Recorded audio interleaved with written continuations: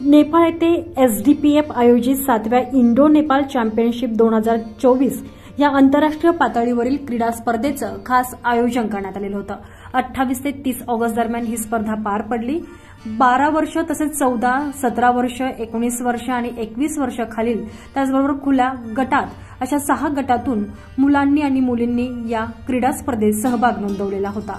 Handball, athletics, football, cricket, बुद्धिबळ, boxing, basketball, volleyball, kabaddi, yoga, skating, tennis ball, cricket, kho kho, तिरंदाजी अशा तब्बल 19 क्रीडा प्रकारांचा यात समावेश होता।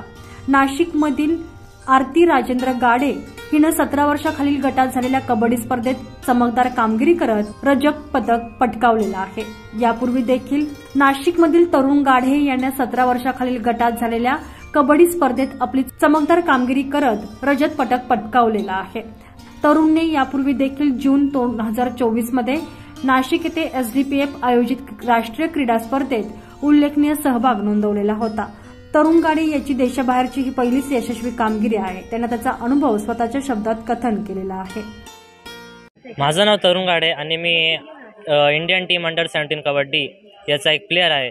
सोबतच मी डॉक्टर निलेश राणे यांचा पण एक स्टुडंट आहे, जे नाशिकचे राया स्पोर्ट्सचे राज्यमंत्री त्यांचे हेड आहे निलेश राणे, आणि त्यांचे मी खूप आभार आहे की त्यांच्यामुळे मी जाऊ शकलो नेपाळला। आणि नेपाळला हा पहिलाच माझा अनुभव हा खूप सुंदर होता, खूप चांगला होता। नमस्ते, मेरा नाम काव्य हरीश बोरीचा है। मैं अभी नेपाल में अंडर 17 फुटबॉल खेलने गया था। मुझे वहाँ भेजने के लिए मैं डॉक्टर नीलेश राणे सर का बहुत बहुत आभारी हूँ। मुझे वहाँ जाके बहुत अच्छा लगा और हम लोग सिल्वर मेडल भी जीते। अभी मुझे उम्मीद है कि हम लोग और मेहनत करेंगे और अच्छा करेंगे और फिर गोल्ड लाने की कोशिश करेंगे।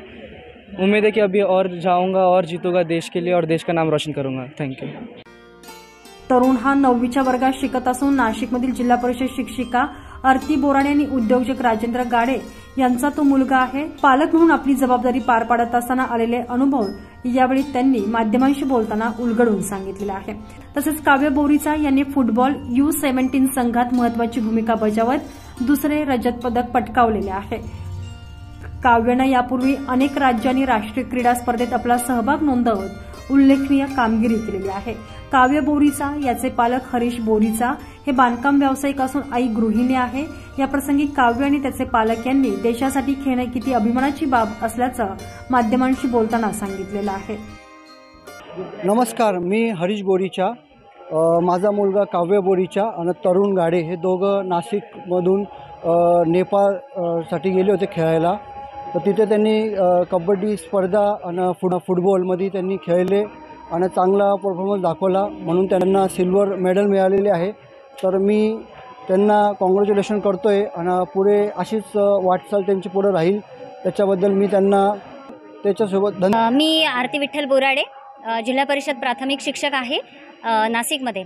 7व्या आंतरराष्ट्रीय एसडीपीएफ मार्फत घेतल्या गेलेल्या इंडो नेपाळ चॅम्पियनशिप 2024 मध्ये नाशिकमधून तरुण गाढे आणि काव्य बोरीच्या या दोनही विद्यार्थ्यांनी भारताच्या ज्या संघामध्ये नेतृत्व केलेलं आहे आणि भारतीय संघाला फुटबॉलमध्ये आणि कबड्डीमध्ये दोनही संघांमध्ये जे त्यांनी दैदिप्यमान कामगिरी केलेली आहे तर ती आपल्याला रजत पदकाच्या स्वरूपामध्ये प्राप्त झालेली आहे।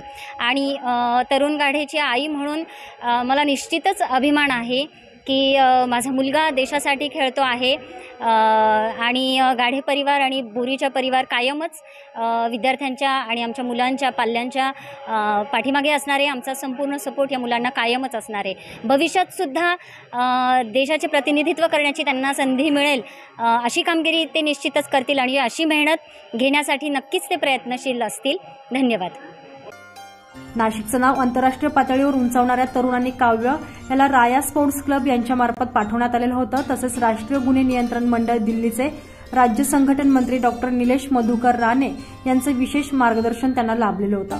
भविष्यात देखील देशाला अधिकाधिक पदक मिळवून देण्यासाठी प्रयत्नशील राहू अशी ग्वाही दोन्ही विद्यार्थ्यांनी माध्यमांशी बोलताना दिली।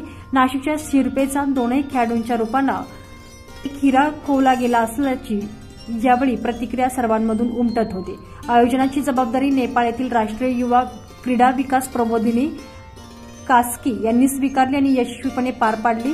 भारतातील तब्बल 13 राज्यातून आलेल्या 108 खेळाडूंनी या क्रीडा संमेलनात सहभाग नोंदवलेला होता.